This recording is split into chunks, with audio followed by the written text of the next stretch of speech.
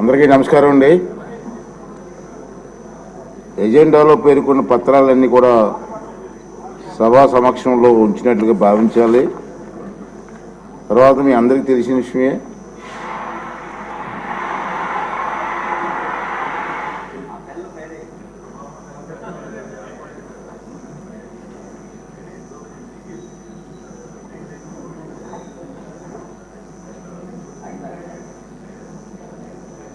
ఉపసభాపతి ఎన్నికల ప్రక్రియ మీ అందరికీ తెలిసిన విషయమే.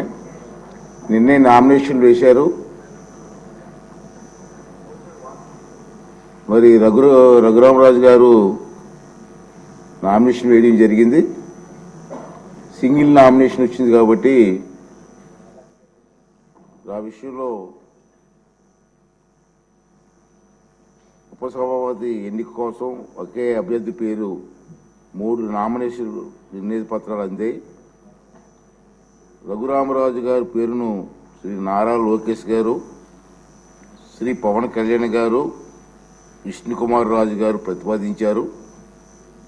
ఒకే అభ్యర్థి పోటీలో ఉండడం వల్ల శ్రీ కె రఘురామరాజు గారు ఏకగ్రీవంగా ఉపసభాపతిగా